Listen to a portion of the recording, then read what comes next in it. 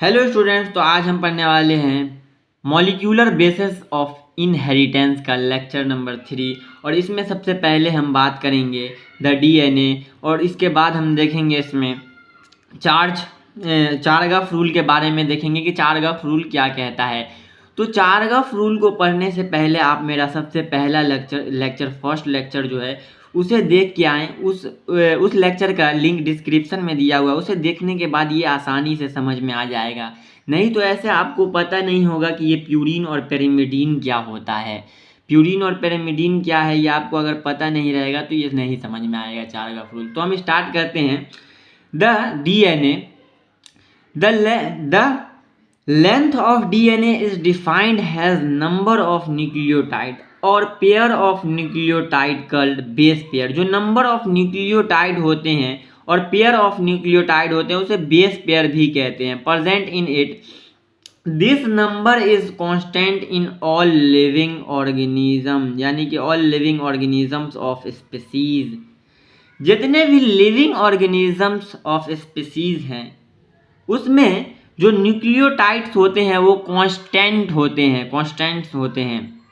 तो सबसे पहले हम देखें कि बैक्टीरियोफेज 5174 जो है, बैक्टीरियोफेज 5174 जो है इसमें 5386 न्यूक्लियोटाइड होते हैं। बैक्टीरियोफेज 5174 में 5386 न्यूक्लियोटाइड होते हैं। तो इसे हम याद कैसे रखेंगे? तो हमें जनरली सी बात है कि बैक्टीरियोफेज 5174 ये हमें एग्जाम में दिया होता है। बैक्टीरियोफेज के साथ 5174 ये हमें एग्जाम में दिया रहता है।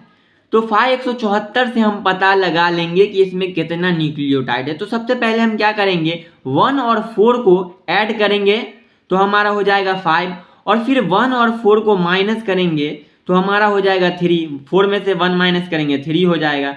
उसके बाद हम क्या करेंगे, फिर 1 में 1 और 7 को ऐड करेंगे। 1 और 7 को ऐड करेंगे तो हमारा हो जाएगा 8, और 1 और 7 में से 1 को माइनस कर देंगे तो ये हो जाएगा हमारा 6। तो हमारा निकल के आ जाएगा 5386 न्यूक्लियोटाइड। देखिए यहाँ पर दिया हुआ है 5386 न्यूक्लियोटाइड। तो इस तरह से हम निकालेंगे।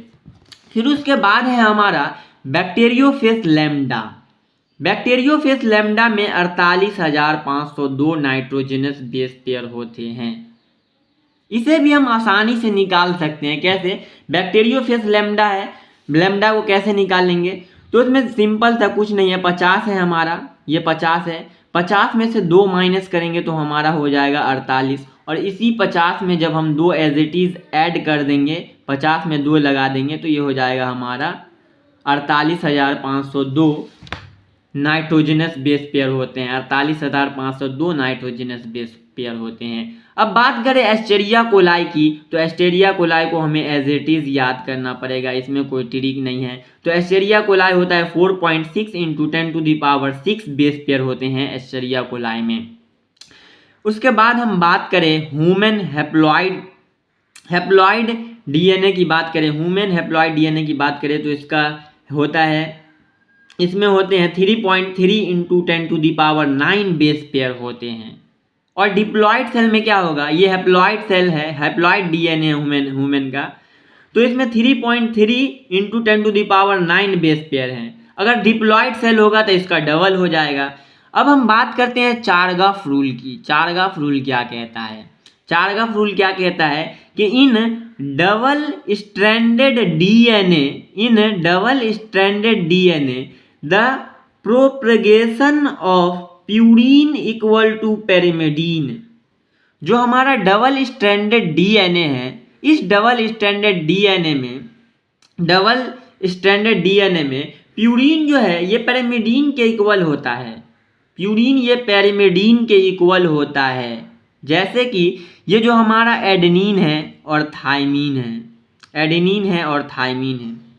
एडेनिन थाइमिन क्या है, हमने पिछले लेक्चर में पढ़ा था कि ये जो हमारा प्यूरिन है और पेरिमिडीन ये नाइट्रोजनस बेस है। तो प्यूरिन जो है, प्यूरिन ये हमारे एडेनिन है, प्यूरिन और ग्वानिन ये हमारे, प्यूरिन और ग्वानिन जो है ये हमारे, एडेनिन और ग्वानिन जो है ये हमारे प्यूरिन के एग्जाम्पल थे, और पेरिमिडीन के एग्जाम्पल थे हमारे थायमीन, साइटोसिन और यूरासिल। ये हमने पिछले लेक्चर में देखा है, तो पिछले लेक्चर को देख के आए, हम लिंक बायो में दिया हुआ है। तो हम फिर से देखें कि चारगफ रूल क्या कहता है कि जो हमारा डबल स्टैंडर्ड डीएनए है, डबल स्टैंडर्ड डीएनए में प्यूरीन जो है ये पैरिमिडीन के इक्वल होता है। उन्होंने फिर क्या कहा, उन्होंने क्या कहा कि एडेनिन जो है ये पेयर होते हैं पेयर विथ थायमीन। एडेनिन जो है ये थायमीन के साथ पेयर्ड होते हैं। एडेनिन हमेशा थायमीन के साथ पेयर्ड होता है, making a 2 hydrogen bond. 2 hydrogen bond बना के एडेनिन हमेशा थायमीन के साथ पेयर्ड होते हैं हमेशा। और साइटोसिन जो है ये पेयर्ड होते हैं विथ ग्वानिन। साइटोसिन हमेशा ग्वानिन के साथ पेयर्ड होते हैं by making a 3 hydrogen bond. Cytosine हमेशा पेयर्ड होते हैं ग्वानिन के साथ 3 हाइड्रोजन बॉन्ड बना के। तो इससे हमें क्या पता चलता है, we can predict the nucleotide sequence of a strand if we can now sequence of 1 strand. तो इससे हमें क्या पता चलता है कि अगर हमें किसी डीएनए का एक स्ट्रैंड दिया हुआ है तो उससे हम डीएनए के दूसरे स्ट्रैंड को बना सकते हैं। तो कैसे हम बना सकते हैं, तो चलिए बताते हैं कि यहाँ पर अगर हमें डीएनए का दिया हुआ है, यहाँ पर दिया हुआ है हमें 5 स्ट्रैंड से 3 स्ट्रैंड। यहाँ पर हमें दिया हुआ ये एडेनिन है, ग्वानिन है, यहाँ पर साइटोसिन है, यहाँ पर थायमीन है, यहाँ पर हमने कॉमन ले लिया अपने मन से। तो हमें पता है चारगफ रूल के अकॉर्डिंग हमें पता है कि एडेनिन के सामने हमेशा थायमीन डबल बॉन्ड बनाकर जुड़ता है, हमेशा थायमीन एडेनिन के साथ जुड़ता है। चारगफ रूल के अकॉर्डिंग हमें पता है। और हमें चारगफ रूल के अकॉर्डिंग पता है कि ग्वानिन के साथ हमेशा 3 बॉन्ड बनाकर हाइड्रोजन बॉन्ड 3 हाइड्रोजन बॉन्ड बनाकर साइटोसिन जुड़ता है ग्वानिन के साथ।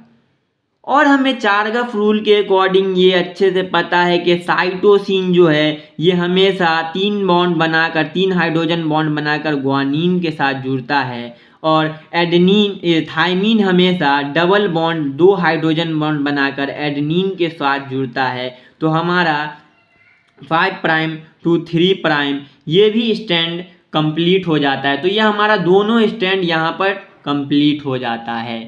तो हमें चारगफ रूल से ये पता चलता है कि अगर हमें डीएनए का कोई भी एक स्ट्रैंड दिया हुआ है तो हम उसके दूसरे स्ट्रैंड को निकाल सकते हैं। तो यहाँ पे जैसे यहाँ पे दिया हुआ है कि एग्जांपल नॉर्मल किसी भी इसको ले लिया गया है नाइट्रोजनस बेस को। तो यहाँ पे किया क्या है कि यहाँ पर एक स्ट्रैंड हमने बनाया, उसमें लिया adenine thymine guanine cytosine, adenine thymine guanine adenine thymine, ऐसे लिया। फिर हमने क्या किया, हमें सिर्फ ये दिया हुआ था, ये वाला एक ही हमें स्टैंड दिया हुआ था, हमें नहीं पता था दूसरा स्टैंड हमें नहीं पता था। तो हमने कैसे निकाला, हमको पता था कि एडेनिन जो है ये हमारा एडेनिन है, इसके साथ हमेशा डबल बॉन्ड बनाकर थायमीन जुड़ता है। और थायमीन के साथ हमें पता था कि ये 2 हाइड्रोजन बॉन्ड बनाकर एडेनिन जुड़ता है।